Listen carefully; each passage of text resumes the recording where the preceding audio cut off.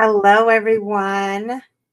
Just getting myself situated here so I can manage all the things in front of me.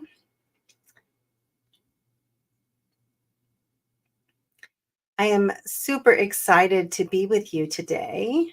Gonna make sure I get my Instagram folks up. If we have any questions or comments, I want to be able to see them. So I'm trying to get them all in front of me. Hello, I am going live today to talk to you about protecting your peace, boundary setting for the holiday season. Now, I want to tell you that the reason why there are lots of reasons why I decided to do this. I recently had an incident where I was activated, is the word I like to use. A lot of people are familiar with the word triggered. I was recently triggered by something that was happening in my life, and I hadn't really been triggered like that in a very long time. And it made me think about the times that we get most triggered. And for some folks, it's when we are reconnecting with family members or friends that we've had for a very long time. Now, if you're on a spiritual journey and you've been working on whether it be personal development and or a spiritual journey, sometimes you start to make some decisions about your life. You start to make some decisions about how you show up in the world. You start to make some decisions about your relationship with yourself. And in making these decisions, you are changing the game. And what I like, the way that I like to, the metaphor I like to use is that it's really a dance. You have a dance that you have created with people in your life. And and sometimes this dance was created when you were very, very young with family members. And so you have a dance that you do with, and each person is different, right? We have relationships, there are nuances, there are experiences within each relationship that are unique to that relationship. And then you have some of your personality traits, right? And so we have this dance that we do. And sometimes when we start to change the dance, or sometimes when we change the music to the dance, people don't like that. People do not like to see us change because it's unpredictable. There was familiarity in the way that we've always done things, even if it was toxic, even if it didn't feel good, even if it was unhealthy, there's familiarity in it. And when you start to change the dance, how you show up, what you believe, how you make sense of things, um, even just how you interact with others, when you start to make that shift, lots of things can come up. In the beginning, when you are showing up in these relationships that you've had for a long time, it can feel very, very isolating, and it's very easy to kick back into what was most familiar to you. And I think this is especially true in family units. We go back to our family unit, and you're a completely different person in your own home, and you go back to the family unit where you were the middle child, or maybe you're the oldest child, or maybe you're the youngest child, and you assumed these roles and responsibilities and when you were a child, and you've outgrown them. You don't do them in your own home, but you show up in this house, and you revert back to that role. Did anyone ever had that experience? So I think that the holiday season is just stressful in general if you celebrate the holidays. Well, actually, there's lots of holidays to celebrate during this time. Uh, it can be very stressful. It can be incredibly stressful just getting through the holidays, whether it be preparing food, and kids get time off of school this time of year. And so if you don't have a job that's flexible, it might be very difficult for you to be able to make that work as efficiently as you'd like. Everything from decorating, planning, coordinating, purchasing of things, purchasing of food. There's a lot to do. The mental load is real. And it can be very, very challenging just to kind of move through this experience. And then add on, I'm going to start to establish boundaries for myself because I'm recognizing that I need them. I'm recognizing that I need to be able to honor honor what I'm starting to become aware of inside of myself. The truth of who I am is the way that I like to phrase that. So in this session today, it's sort of what I call, I think there's different levels to boundaries. So this is what I call sort of boundaries 101. Okay. And I am offering a live intuitive support circle. And in that circle, we're going to go deeper into boundaries because I think there are boundaries in our close relationships that are going to be somewhat different than what I'm sharing today. This is sort of the beginning of really coming to an understanding of what you want to establish in terms of boundaries for those that you are interacting with. You have to get clear first about what it is that you want before we can move into specific boundaries with relationships that we have. Okay. So if you don't know who I am Dr. Isela Garcia. I'm a longtime educator. And when I say long time, it's like over 30 years, kind of long time. I have historically focused on working with kids and families and staff. So educators who have struggled with trauma, who have a difficult time. I don't want to say have a difficult time, who have experienced trauma at some point in their life. And I really work on kind of looking at the long-term implications. And so what could happen, what has happened, and what do we do to intervene and support? Okay, so that's really been my primary focus. What I didn't tell people when I was doing this work, because I really hadn't consciously leaned into this as I have in the last 10 years, I'm highly intuitive. And so are you, by the way. I just figured out a way to really tap into my intuition, whole nother session for a whole nother time. One actually that I'm going to be offering on Monday, talking a little bit about intuition. I have the ability to tap into people's energy and kind of get a sense of what might be happening in their world. And that has helped me be able to be very, very effective as a trauma healing guide, because I can tap into your experiences of life and I can make a connection between what you decided before you came into form, the things that you wanted to experience here in this life, in form that we have, this body, this experience. I can tap into what it is that you wanted to experience coming in. And then what I can do is lean in and figure out, okay, what is getting in the way of you being able to access your inner wisdom, your divine guidance, tap into your highest self?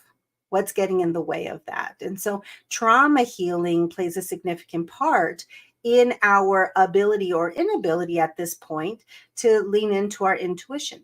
And so I help you sort of uncover those things. And I'm also a psychic medium, so I can connect to spirit. I can connect to people who have crossed over, and I'm a spiritual teacher. So those are the things that I kind of do. In case you've never seen me before, I encourage you to follow me here. And I also have a group, a Facebook group called I Am Loved. It's our Love Being spiritual community. So I invite you to come out and join our group, where I offer readings once a month, free actually, in that group. So boundary setting. Okay. Do you just like, is there anyone out there who like starts to feel some type of way whenever you start to think about upcoming gatherings or family dynamics or the chaos of the season, or just the stress that is kind of like, for me right now, because I'm in Arizona, it just got cool. Like literally just got cool like 2 days ago. It's like somebody just turned the heat off. And so we are like waiting. We are just praying for this moment when it starts to get cool. But what happens when it starts to get cool is that we move into this latter part of the year. Yesterday was Halloween, and then there are upcoming holidays that many of us celebrate, and other holidays that are this time of year. I think Diwali was yesterday as well. So lots of holidays, lots of festivities happening this time of year. It feels great for me, it feels great to just kind of breathe a little bit better. And then it's like, oh, The holidays are coming up. So, is there anyone else who starts to feel some type of way about the holidays and all the things that are coming up? Now, what we're going to talk about today is really, well, we're going to think about. I'm going to talk about it, and I want you to think about ways to protect your peace. Ways to protect your peace. And if you're sitting there going, Isela, I don't have peace. I don't even know what peace is. Then you definitely need to follow me, because one of the things that I believe we do when we come into form is one of the things that we hope to accomplish when we come into form is we want to tap into the truth of who we are. And the truth of who we are is that we are love. That's the essence. The essence of absolutely what we are. Who we are is love. We are peace, and we are happiness. That's what we are. We are all the beautiful things that extend from love. And the bullshit that we are experiencing in this life makes us forget that. And then we start chasing ways to feel these things outside of ourselves, and it's never an outside journey. You can do that for years and years and years and years. As a matter of fact, I know a lot of people have done it for their entire lives, and yet in the quiet of their own experience, they still struggle with feeling peace and happiness and love for themselves, for others, just the extension and the embodiment of love. Okay, so I believe like that is what our intention is. So part of this is figuring out, well, we got to figure out what's getting in the way of you being able to access that, right? But then when you start to move in that direction, we've got to figure out, how do you start to protect that peace? The little bit of peace that you're experiencing. Because in truth, we all want to show up in a way that truly honors who we are. I want you to show up in a way that truly honors you. Okay, that's my hope for you. Now, the challenge is that the upcoming holidays can feel like a never-ending to-do list. Our life can sometimes feel like a never-ending to-do list. And I know for me, the holidays felt like a tug of war between family members. Maybe they didn't talk to one another. We had to go here, we have to go there. We can't, it's like that in itself was very stressful for me. There may be a tug of war between others' needs and your own needs. There's like lots of things that show up. So you add in these family expectations, and very often there are dynamics within family units, I mentioned that already, that we really believe that we've left behind. And maybe in our day-to-day experiences, we have left those behind. But then suddenly it's super easy to feel like we're reverting to those old roles, those old responsibilities, basically reverting to someone that you no longer are. Have you ever experienced that, or is that just me? Because it's very easy, especially if you have, just especially in family units, in our closed family units, it's very easy for us to kick back into what's most familiar. So we're going to talk about a few strategies today. And then we're going to, if we've got some time, because if you know me, I tend to kind of go on and on and on. So we've got some time. We're going to talk about some ways to stay grounded and centered. Okay. I really want you to have a clear vision as you enter upon this time of year. Okay. So let us begin with just reflecting upon why boundaries are so important. Why are boundaries so important? For some people who appease, who are people pleasers, who are afraid to say no, who take on way too many responsibilities for one person.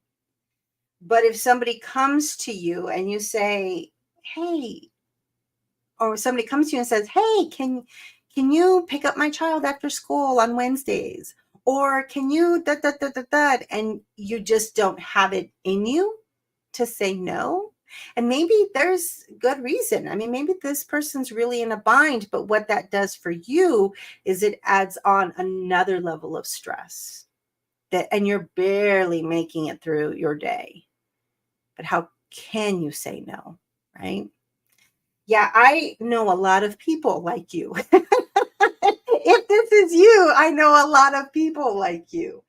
The difficulty, I think it takes courage. It takes so much courage to say no. It takes so much courage to say no. And then I have to go one step further and go, what are you afraid of? What's the fear? That's what we have to reflect upon. What's the fear? Is it the fear of being rejected? Is it the fear of someone being angry with you? Is it the fear? Like, what is it? What is it? And it's really important that we get to the core root of what is it that's preventing you from speaking your truth. Now, I'm going to take a different slant here. Because for some people, speaking your truth is not something that you've ever really been given permission to do, or you weren't given permission to do as a child, let's say. And so maybe no one really asked you your opinion, your thoughts, your feelings. Maybe you grew up in a family of many kids and, you had to really be the loud one in order to be seen. And the expectation was really for you to kind of fall in step. There was just not enough time in the day to take care of your needs. And so our desire, our needs and our desires were sort of squashed, right? And then worse yet, which is a whole different session, if we actually said what we wanted and needed and we got what we wanted and needed and it didn't work out, that's not good at all. And that has lasting effects. Again, different session, fascinating topic. But what happens sometimes is that early on in life, we don't say, we were not given permission. So we never said what we needed, what we wanted, what was important to us. And so this idea of establishing boundaries can feel so foreign, can feel like just not right within us. It's like intellectually you get it. Intellectually, you know that you need boundaries. But if you didn't know how to say what you need, sometimes you have a hard time tapping in with what you actually need and want. And so there are so many people who move through the course of their day-to-day experiences thinking that being in this chronic state of feeling overwhelmed and doing for others is just who you are or just what life is about. Okay? Because if you didn't do those things, you would be perceived as selfish, or that you're not doing what you're supposed to do as a mom or as a wife or as a sister or as a daughter or as a husband. I'm leaning into more of the female understanding, but it could happen across genders. And so if you don't even know what it is that you need and want, we've got to delve into that. Okay, we've got to delve into that. Now, the more we become aware of the truth of who we are, the more important it is, the more essential it becomes to honor the truth of who we are. So here we are moving through the course of our day-to-day experiences, and then we start to understand in terms of our spiritual understanding of self, is that I'm really here to have an experience. I'm really here to feel the gamut of emotions. I'm really here to learn how to access my inner wisdom. I'm here to know that I'm pure potentiality, that I can create my life. Now, that is like a huge revelation if that wasn't your experience before moving down this path. If you had an experience where things happened to you as opposed to for you, this is a huge revelation for you. And the more you start to become aware of this truth, you start to want, there's this just inner need to be able to honor, honor that truth. For some of us, we've been doing this work for quite a while. And we've put a lot of time, energy, and effort into healing and growing and becoming more of our authentic selves. And so going back to unhealthy patterns can feel so uncomfortable. It's almost like we're betraying ourselves. We're betraying ourselves because here we are having a conversation about X, Y, and Z, and you no longer believe this. You no longer show up in life this way. This isn't who you are anymore. I remember one of the times this happened in my life was when I had my daughter. Now, you have to understand that when I had my daughter, I had been in the field of early childhood education for 18 years before I had her. I, at that point, was already teaching and training, and we were learning about child development, how the brain grows, learns how the brain grows and develops, how the bodies grow, learn, and develop. I had some very, very strong beliefs about babies, toddlers, preschoolers. And I was met with family who were very insistent, my family, very insistent on, the things that I should and shouldn't do as a mom.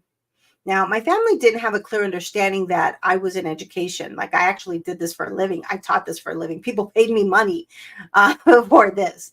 But there were things like, oh, Mija, you shouldn't carry her all the time. You're going to spoil her.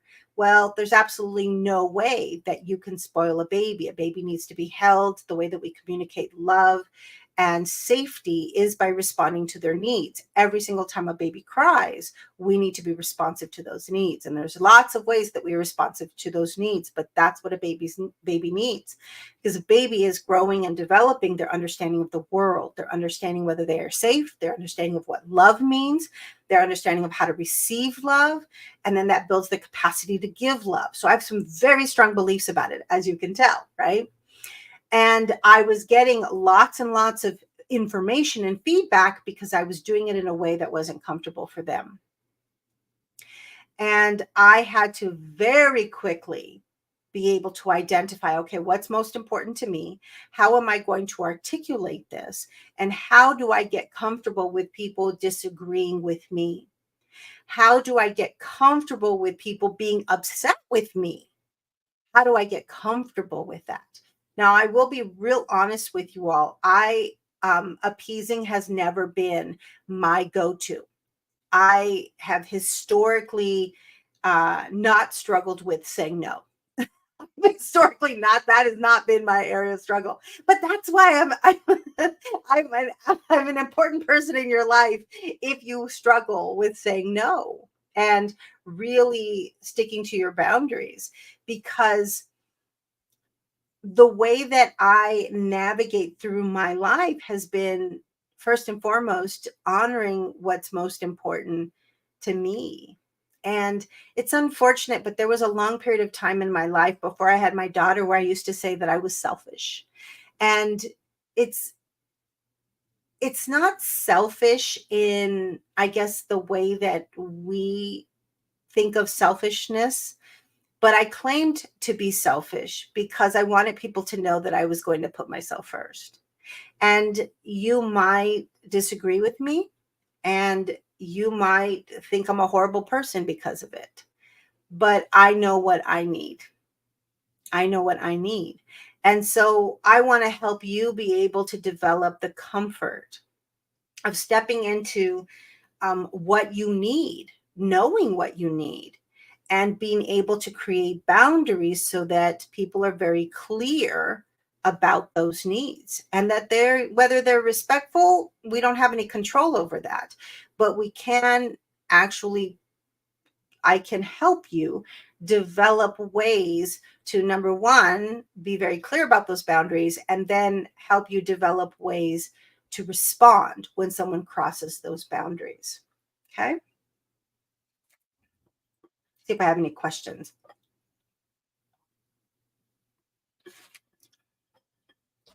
All right. So here we go. Basics of boundaries. The first one is clarity. And I've already mentioned this. You have to be clear on what matters to you. What matters to you? What are your priorities? Is it peace? Is it maintaining your energy? Is it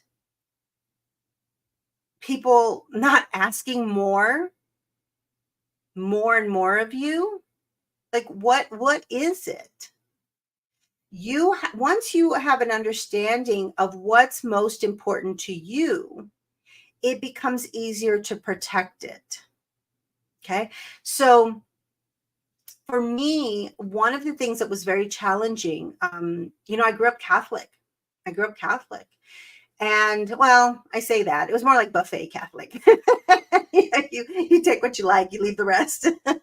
So I grew up Catholic, and then I went through a long period of time. I would say, actually, 6-7 years. I started with Jehovah's Witnesses, and I went down this path of trying to find my way. And I thought my way was through religion.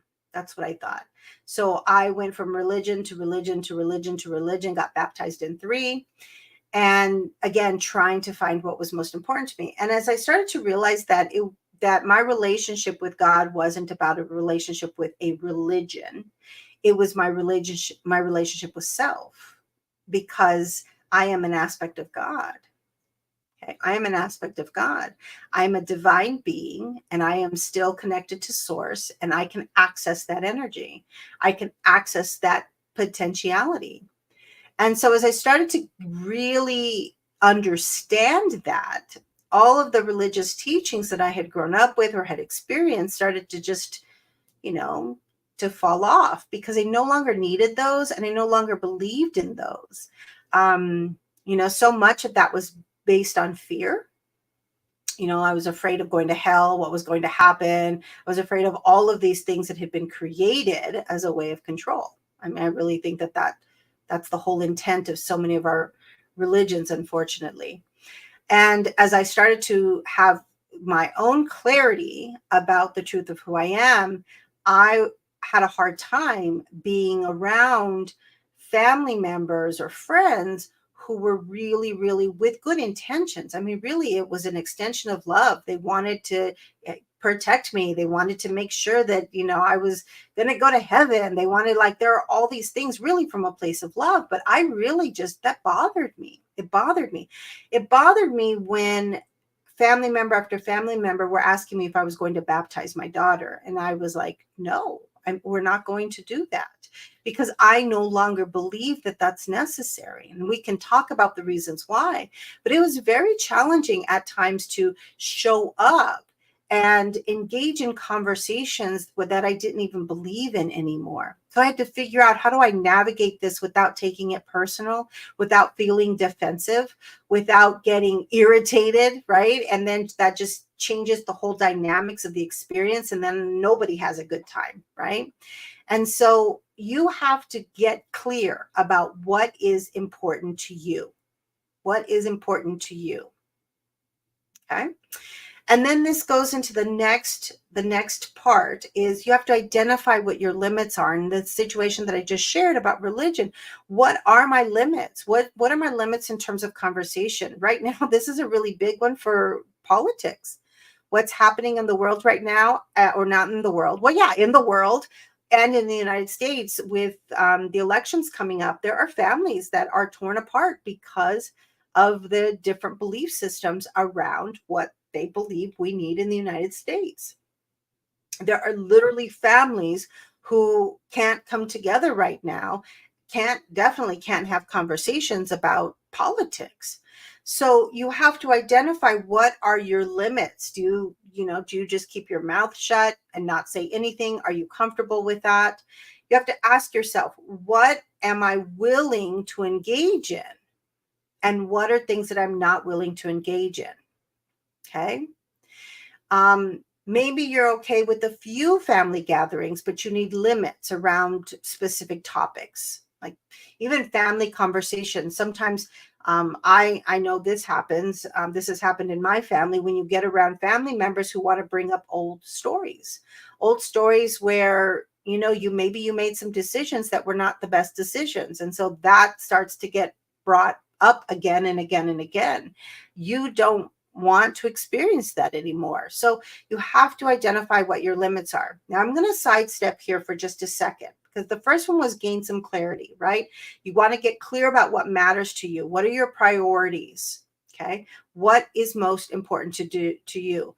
And you want to identify your limits. So what are you willing to engage, and where are you not willing to engage? So I'm going to step aside. There is a difference between rules and boundaries.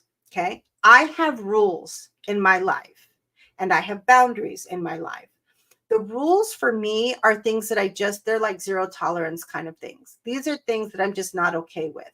I am not okay when somebody, I don't know, I've got a good one. Well, I think it could be a boundary, but I really took it as a rule. So I really detest cigarette smoke. I really detest. My asthma can be activated with cigarette smoke, and my daughter has asthma. And I really, truly am not okay with people smoking around my baby when she was little. That was not okay with me. And my grandmother used to say to me that um, that I was overreacting, and she would intentionally sit next to me on the couch and smoke while I was holding my baby.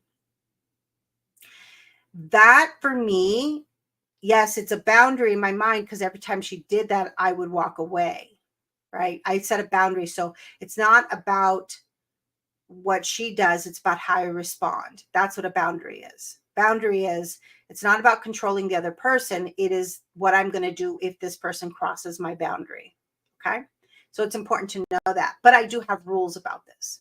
So my rule is, I will not go over there.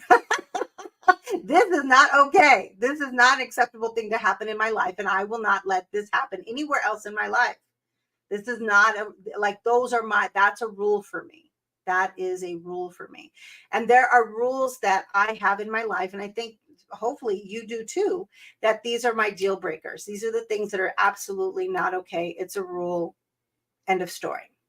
Boundaries are when we are in difficult situations like that one. She would she would consistently do it. I would get up and I would walk away. And it's like, no, you don't get to hold her. You don't get to play with her. You don't get to touch her. You don't get to do any of those things until you recognize that this is unacceptable. Okay. So that's one of my examples between rules and boundaries. So a rule is just, this is what is acceptable in my life, and this is what is not acceptable. A boundary is a situation that is happening with people, or situation, but it's what I'm going to do as a response to what is happening. Okay. All right. So then the next one, we talked about clarity, and then we talked about identifying limits. And then the third one is to define your needs. I want you to take a moment to think about what you actually need to feel peaceful. What do you need to feel peaceful? Is it time for yourself? Is it fewer commitments? Is it what is it?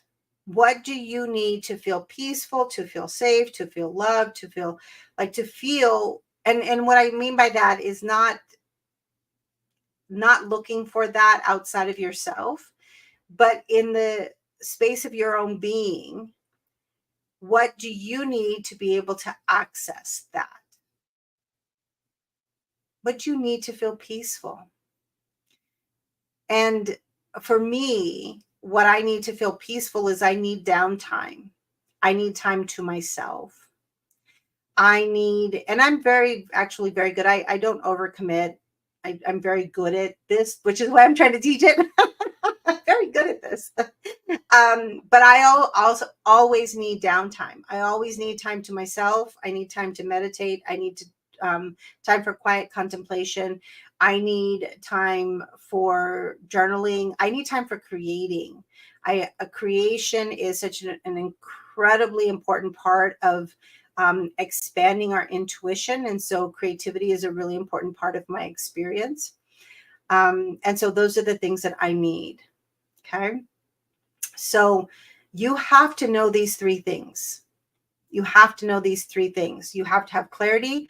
You have to be able to identify where your limits are, and you have to define what your needs are in order to feel peace. Okay. During this time. All right. So I'm looking to see if I have any questions or comments. Okay. If you have questions or comments, feel free to drop them in. I am checking. I'm hoping they're showing up if there are questions or comments. Okay. So I will tell you that probably one of the biggest challenges is finding the courage. And I started at the front end of this talking about being courageous to say what you need. And I have to tell you, and I think I'm going to do a session on this or a series on this, because one of the greatest challenges that we have is that for a lot of us, somewhere on our path, and it's more often than not when we were little, our needs were not met. And so for some of us, we got louder and then we're punished because we were asking for things that, for whatever reason, people didn't think, our family, our caregivers didn't think we needed those things. So we became afraid to express what we want. For others, we just silenced that part within us, and we don't know how to accept and express our needs and wants. And I'm going to tell you a quick story about grape nuts. So, the cereal grape nuts. So I was at I don't even know how old I was. I think I was probably 10 or so, maybe a little bit younger. And my aunt had Quaker Oats granola, like that cereal. And I love it. That to this day, like I don't eat cereal much anymore, but I love that cereal. It is my favorite cereal. And my mom and I, so that was at my aunt's house, not her sister. It was on my dad's side of the family. And I had gone home. I was there for the weekend and I had gone home, and my mom and I had gone grocery shopping. Or she had gone grocery shopping. She took me with her because I was her kid. And I saw grape nuts, and I saw the picture of grape nuts. And I thought it was the Quaker Oats granola cereal. I thought it was the same thing. And I begged her to get it. Now, that cereal was more expensive than the ones she would normally buy. And, we did not have a lot of money. And so she had coupons where they were like doubled and tripled. And I don't know if anyone remembers those days. And so she didn't have a coupon for that, because why would she have a coupon for something that, she would never buy? And I'm like, no, I love it. I had it. Please buy it. I begged for it. It's like I really, really, really wanted it because I had this great, experience with this cereal somewhere else. And number one, she didn't believe me. Number two, she was like, well, if I buy it, you better eat it all. So we go home, and I was so excited. I remember so excited. And so yeah, grape nuts does not taste like Quaker Oats cereal. Grape nuts is disgusting. It's so bad. But I was so scared. I was so scared of saying that I did not like it, because this is something that I really, really wanted. I was willing to rattle the cages and express a desire, something that I wanted. And then I got it. And then what would happen if I didn't eat it was I would hear something like, after all that money I spent on that, and you're going to act like this? Do you see how, you just throw money away? It's like when you have the courage to say what you want and you get it, and then something like that happens. It's a message that we receive. It's a message about expressing our desires and our wants. And so we learn to kind of squash that part within us. And so this journey is not just about establishing boundaries, it's about getting to the root of some of these messages. And for some of us, they go way back, and it really is about releasing the messages we received about wanting, expressing our wants, and the fear of what could happen once we get those wants. Okay. So there's so many layers to this. Okay. So let's talk about the power of no. Now, I'm saying this, and I know so many people have a hard time saying no. And if you just think of a no as a simple expression, it's a full sentence. No is a full sentence. But how do you learn to say no in a way that feels right for you? Okay. Because sometimes no is really hard for people to say. Is really, really, really, really hard for people to say. It's hard for me to say no at times. And so what I have found is different ways of saying it. Okay. And it really takes practice. And I'm going to give you some examples here. Okay. This is what I call reframing language. I think most of us have not had really good examples of how to communicate effectively with others. And there are lots of reasons for that. But many of us don't know how to be respectfully responsive, how to be assertive. Okay. And I would say our general population, and this is a general statement because culture plays a significant part in this, our general population really emphasizes and supports people being passive aggressive, of saying something that you don't truly mean. I'm fine. I'm fine. I'm fine. Everything's good. When we say something that we truly do not mean and we act in a different way, we are being passive aggressive. And our society actually encourages that in an odd sort of way. And then when we want to start to pull away from that, many of us lean into the aggressive form of communication because we don't know how to be assertive. Okay. And assertive can feel super uncomfortable for both the person who is being assertive and the one who is receiving it, if that's new to them, if it's a new experience. So you have to know that there's going to be some discomfort if it's new for you. So, what are other ways that we can say no? Okay. So, I have spent a lot of time with this. Okay. And I'm just going to rattle some things off because there's stuff like, thanks for the invite, but I'll pass. That pass rubs me the wrong way. I'm like, oh, it's just the feeling, and that just doesn't feel right for me. So what I would say, let's say somebody invited me to something that I can't go, I don't want to go. There's a conflict in my schedule, whatever the case may be. I would say, I so appreciate the invite. I really appreciate the invite. I would love to get together with you at some point. I'm not going to be able to do that next weekend, or I'm not going to be able to get together for the next couple of weeks. I have a lot of stuff going on. I've got a lot of stuff going on right now, but I really do appreciate the invite. Okay.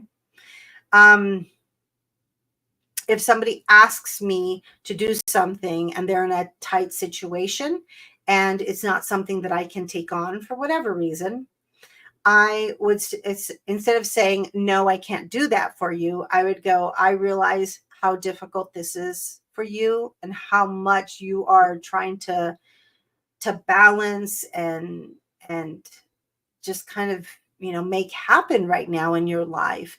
I really wish I could help you. I really wish I could help you. I do have other things happening right now, and my schedule just doesn't allow for any wiggle room at this time. Okay. And I want to just point out some things that's really important here. The very first thing is what's important to me is I validate your experience. Okay. I think we don't do that enough we just don't do that enough. We don't do that enough. When somebody says, I'm feeling very overwhelmed right now, I'm not sure what I'm going to do, I have to figure out how to make this happen, I can sense the overwhelm. Whether it be, maybe I don't think that they should feel overwhelmed. Maybe I think their life is cake. Maybe I think whatever. That has nothing to do with anything. My opinion does not matter here. The person that I'm speaking to is feeling a significant amount of overwhelm. And so the words I would say is that I hear you, that I see you. I realize you have a lot going on right now, and I can't even imagine how you're juggling those things. It really does seem like, I'm like a loss for describing this right now. let me find an example. Um, if somebody, an example I like to use is, can you pick up my child on Wednesdays? I'm not able to do that. And I really can't. Like my schedule just, there's no way. I have unpredictable schedule. There are some Wednesdays that it might be possible. There are other Wednesdays that are not possible. So I know that, but I don't want to dismiss the fact that she's struggling or he's struggling with picking up their child from school. And so I would say that. I would say, I recognize how difficult this is. I don't even know how you're moving through the course of the day, just trying to figure that out from day to day. I really wish I could help you. I really wish I could. My schedule is that it's unpredictable as well, and I'm not able to consistently help you. I might be able to do a day or two, but that's kind of at most. And I would have to let you know within, that day prior, because, my schedule is just unpredictable. I don't know what might happen from week to week or even the day before. So I can text you, da da da. Okay. So I want to validate their experience. Okay. Now I want you to also notice I don't say but. I try really hard not to say but. Okay. So I'm going to go back to that example. So she says, is there any way that you can pick up my daughter's school on Wednesdays? I said, I really wish I could. I don't, it's just sounds so overwhelming. You're trying to figure out how to do all of this at once. I really wish I could do this. My schedule is unpredictable right now. I can't commit to picking up your child every Wednesday. I might be able to help you out maybe one Wednesday a month. Do you notice I don't say but? I try to use and, or I put a pause in there instead. Okay. So I recognize how difficult things are. I can't imagine, having to make these decisions every single week. I unfortunately am not able to do this, or my schedule just is a little crazy right now. So I put a pause in and then I respond. Okay. So notice where you're putting the buts in. Okay. Because what that does is it sort of, it's like it dismisses, it actually can feel very triggering for some people. So I try to leave them out. Okay. There are lots of ways to say no without saying no. Now you can say no. And that's totally fine with that. I try to communicate in ways that are much more responsive to who I'm speaking to. And so for some people, I will say just no to. Yeah, that's not something I can do, because I know when I say that, it's going to land in a way where they're not going to take offense to it, where they're going to be okay with that answer because they know who I am, they know how I respond.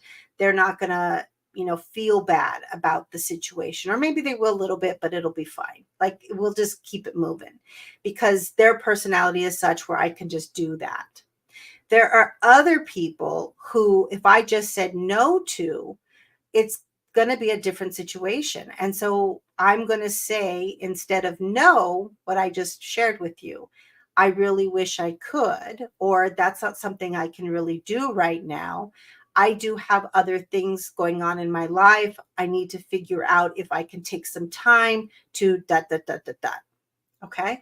And so there are lots of ways to say it in a way that doesn't have to feel like you're, punching someone in the gut. All right. So the next thing, the first thing is the power of no and all the ways that we say no. The second one is spotting boundary breaking behaviors. Boundary pushing, boundary pushers. It shows up in subtle ways, lots of subtle ways. This might be a relative who pressures you to stay longer or ignores your limits. Lots of ways that boundary pushing shows up. Where it would show up with me, with friends and family, is with food. Food. I have a tia, which is an aunt. I I love donuts. If you know me, I love donuts. I don't eat donuts very often. I have come to a place where now I let myself have a donut on occasion, but I love donuts. And this was many years ago, and I was like, no, I'm not eating any donuts. She knows I love donuts. She brought a dozen donuts to me. And she was insistent that she said, don't worry about it. It's just air. Like, it's not air. It's not air on these thighs. That's not air. And she would just push and push and push. And then she would say things that where she would try to make me feel guilty for not eating the food that she either purchased or made. So that's a real big thing. And culturally speaking, that happens in a lot of our Hispanic cultures, and even in many Black cultures as well, and others possibly, but I'm speaking from my own experience. And so we have to get good at spotting. I think we can spot it because we feel it right then. We also have to keep practicing, right? We keep practicing ways to respond to this. We want to remind ourselves that protecting my peace doesn't make me a bad person. Protecting your peace does not make you a bad person. Okay, it's important for you to recognize it. That when somebody, and it doesn't matter who it is, it could be your mother, your father, your brother, your sister, your cousin, your husband, your wife, it does not matter. Does not matter. Protecting your peace doesn't make you a bad person. It makes you a healthy person. It makes you a person who is in better alignment with the truth of who you are. It makes you a person who feels more peace because you are actually stepping into your authenticity. It recognizes your wholeness, that you are a whole being, and that you do have the power and the courage to say what you need. So if you have this thing inside of you that if I say no, it makes me a bad person, we got to work on that part too. It's not just knowing the how. We got to start to uncover some of these things that, is the undercurrent whenever you're face to face with these difficult situations. So to reiterate, the power of no and all the ways that we say no, we have to spot these boundary breaking behaviors. And then we have to learn to embrace the pause. Embrace the pause. I do a lot of pausing. I do a lot of pausing. And I have to be real honest with you. The way that there are a couple reasons why I pause. Sometimes it is because I'm going, okay, how do I want to articulate this? How do I want to say this? But 80% of the time it's because I'm listening. 80% of the time it's because I hear spirit actually speaking to me. I'm clairaudient. It's one of, well, I've got all the clairs, but one of my greatest clairs, that's the way we communicate with spirit, is to hear. And so when I slow down or when I pause for a few seconds, I'm trying to get information. And so for me, the pause is significantly important because it is the way that I make sure I'm channeling information in the best way that I can, because I am human. And so I am having a human experience. So what's happening is I'll hear something and I have to make sense of it. I have to make sure that I'm getting that my channel is clear. Okay. So the pause is when someone pushes your boundaries, and you're triggered. Sometimes it feels like you have to respond immediately. Have you ever felt that way? Where you're like, I just need to say something real quick. Okay. And depending on your personality, sometimes you might automatically say something. Now, there are many of you, if you are a people pleaser, if appeasing is your stress response, is the way that your body responds to stress, or when you're activated, you may not say anything. You may be so good at swallowing it back, swallowing it down, and keeping it there. Okay. But there are others of us, and I'm one of these people, that sometimes I just want to quickly respond. When somebody crosses a line or says something, I want to quickly say something, but you don't have to. Okay. And this is really important. This is that building our capacity to be able to move through an experience with grace and with ease. We have to be able to regulate our nervous system when we are activated, because what's happening is that we're not just being activated, with the adult that we're looking at. What's happening is somebody says something and I'm being activated deep within me. It's probably an old story from childhood. It might be a story that's with this particular person. So something deep within me is freaking out, and I have to be able to regulate myself in order to give a response as opposed to to react. Okay. So that's the key, is we want to respond rather than react. Now, responding requires a bit more effort because we have to work into the parts of the brain, like the prefrontal cortex, where we're able to make decisions, we're able to rationalize, we're able to think about prior experiences, make connections. That comes from the part of the brain where we have this higher order thinking. Okay, this ability to process information at a higher level, more complex ways than when we react. When we react, it's really coming from our brain stem, which is just, I'm something happened within me. I'm experiencing an emotion and I need to get it out. Okay, so the key is to take a pause, to center, to breathe, and give yourself permission to hold that boundary without the guilt. Okay. Now, there are lots of ways to do this. There's lots of ways to pause. There's lots of ways to, take a couple breaths. And there's lots of ways to give yourself permission to hold on to that boundary without experiencing guilt. So there are lots of different ways to do that. And, this is some of what we're going to talk about in my intuitive group, where we can go through to find the ones that are best for you, because we all are uniquely different. Okay. It's important, I think, to have someone, if not a group, someone who you can connect with and who can provide some support to you as you're learning how to reframe language, how to establish a better relationship with boundaries, your own boundaries, and the relationship that you have with those boundaries, how to gain a deeper awareness as to why this is important to you at this time in your life. I think it's important for you to connect with others, to look for friends and family, this group that I have, wherever is comfortable for you, so that you can continue to develop and strengthen these skills, because it really is just a matter of skills. It Everyone can do this.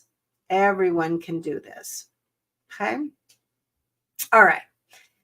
So I'm going to give you a few more examples, just a couple more examples. So if you have overbearing relatives who are like, why aren't you coming over? We're really expecting you. You weren't here last time and it wasn't the same without you. Like all of that kind of stuff. Do you experience that? um, some families are really, really good at guilt, of guilting you into things, of trying to make you feel bad so that you'll act differently, right? And part of this experience, when somebody says that, we have to become aware of how it lands. How does it land on me? What's happening within me? What am I feeling right now? Okay? And there's work to be had there, right? There's work to come to a place of allowing people to have their own experience of you. And this can be very, very challenging in the beginning. I know when I was, I used to lead programs, and there was no way I could make everybody happy. There is no way I could make a decision where every single person was happy with the decisions I made. And there were some decisions that I made that were really, really, really hard, and decisions that I couldn't really share with other people, the details of those decisions, because it had to do with personnel. And I remember walking down the hallways at all of the places that I worked when I've had to make really tough decisions. And I felt like, I wanted to scream and tell everybody, if you understood why, but I couldn't. And so I had to really release the need to be liked, and had to figure out where that came from. Also, what was the need to be liked? And I had to get comfortable with people having their own experience of me. Some people really love me and love how I show up in the world and what I have to offer, and they love that about me, and others do not. And so, yeah, it's great when somebody loves me, but still, it's like I really came to a place where I had to release, just release people's experience of me. And I would actually say that to folks. You get to have your own experience of me. You get to not like me. You get to like me. You get to disagree with me. Like, you get to have that experience, and that's okay. That's okay. It's when I have a reaction to it in my mind, the way that I make sense of it is when I have a reaction to it, to what they think and feel about me. In some ways, I'm giving my power to them if I'm emotionally affected by that. Now, I can feel sad, I can feel frustrated, I can feel all of the things, but I want to take responsibility for my feelings. No one makes me feel anything without my consent. I take responsibility for how I feel. Okay.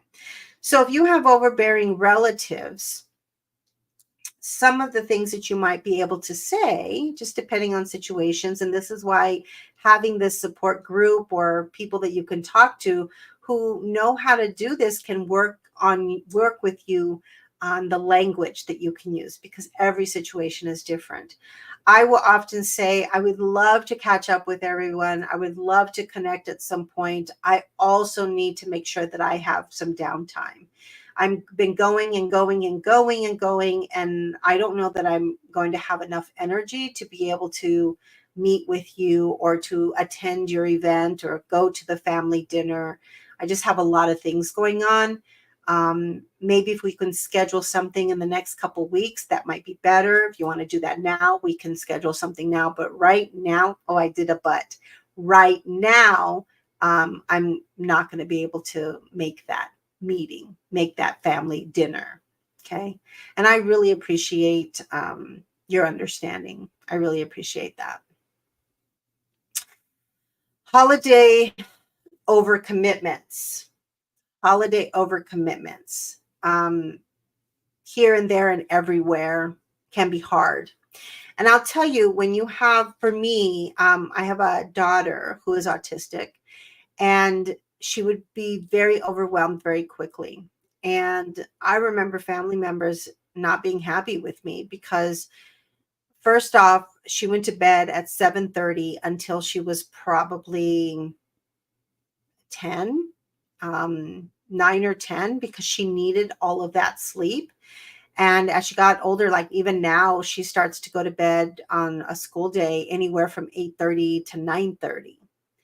And because she knows she needs to sleep, and she knows what happens when she doesn't get enough sleep. And so what that meant, I'm Mexican, so a lot of the family events, or my husband, we would go to his family's house, and things wouldn't start happening till like 9. People were showing up because they went from one house to another house to another house and would end up at my in-laws, and we were already leaving, we way before then.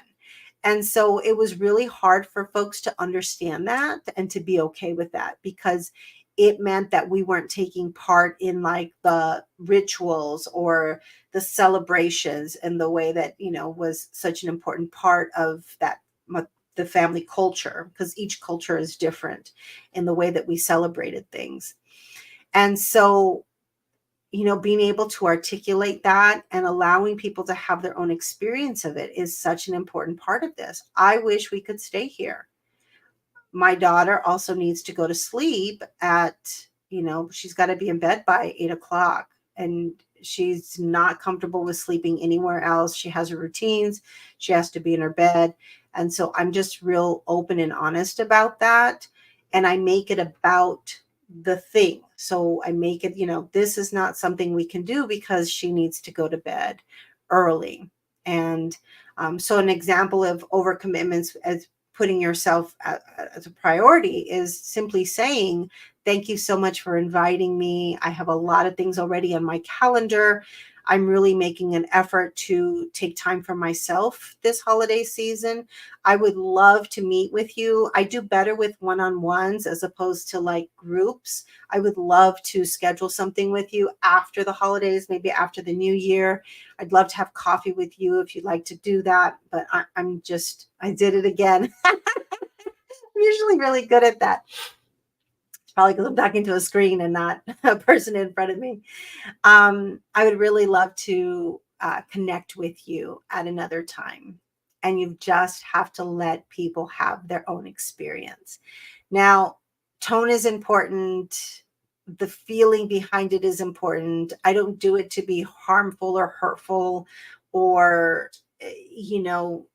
I'm not trying to be aggressive. I'm just saying I'm keeping myself a priority, and this is important to me. Another big one is unwanted conversations. Have you had experiences with unwanted conversations? And as I mentioned, this whole election time, things that are happening in the world, the wars that are happening in the world, those are really tricky topics. And that is something that I do struggle with internally. Like I can feel an internal struggle within me when stuff like this comes up. And that's because I have some very strong beliefs. I do with all of this, but it's easier for me to speak up for myself. Interestingly enough, it's easier for me to speak up for myself and say, this is what I need right now in my life. Whereas I see so many things happening in the world, and I see so many people, communities that are being threatened, marginalized communities continuing to be threatened.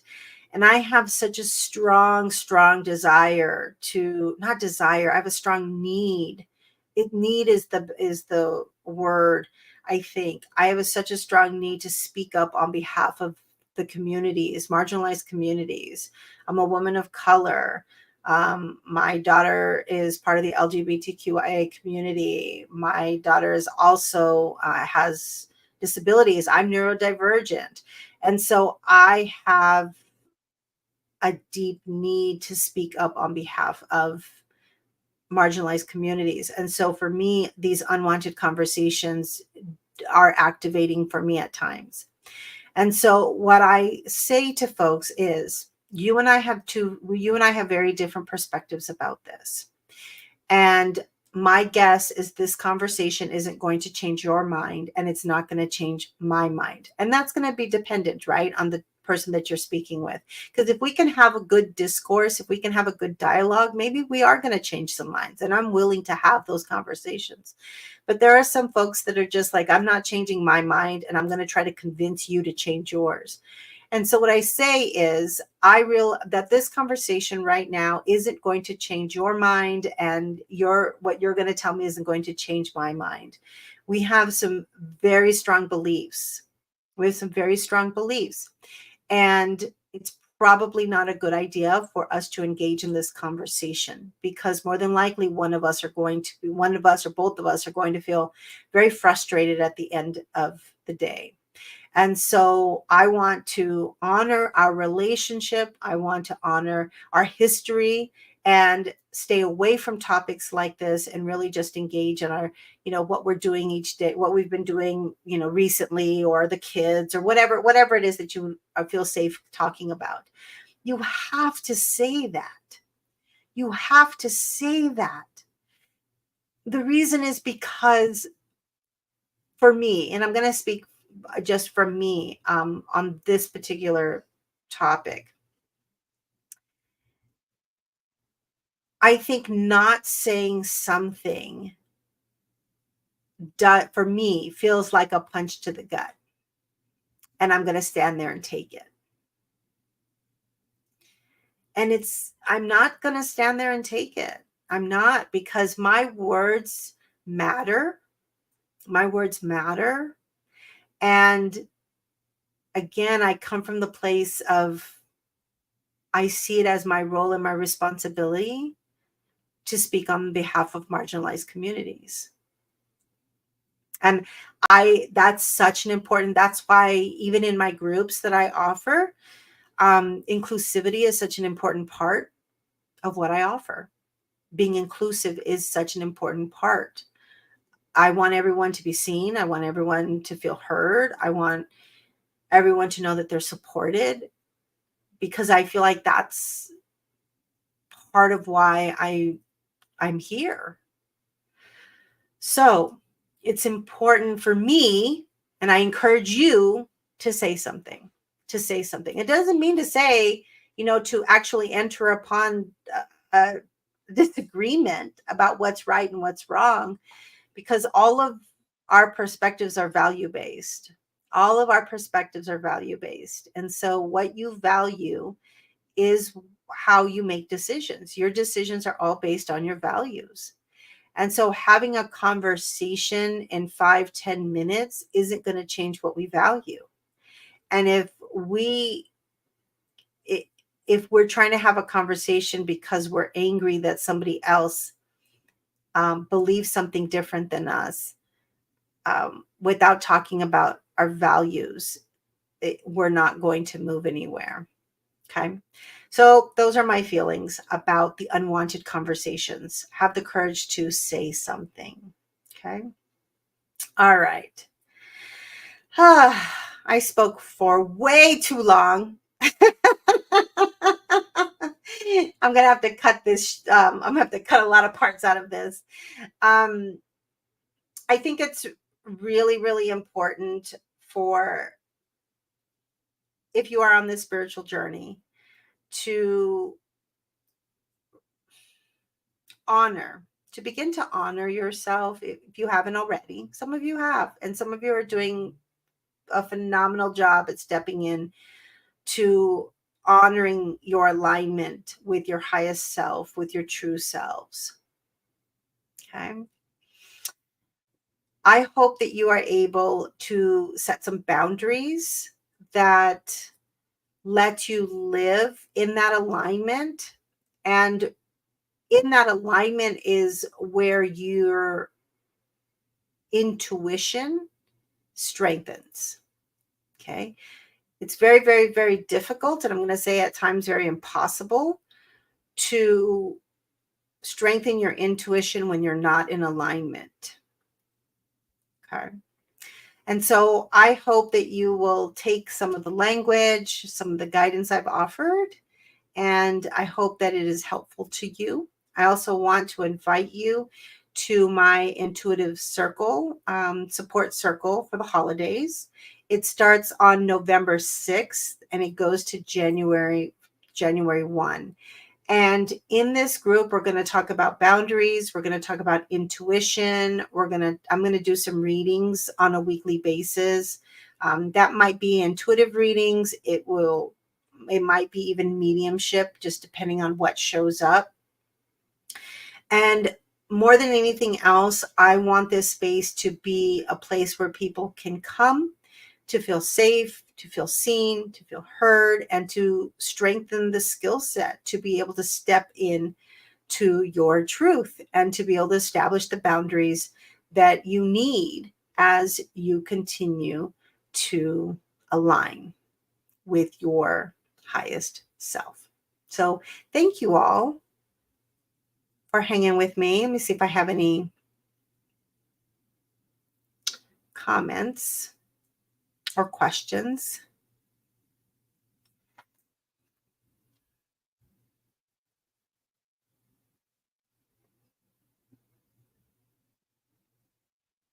All righty.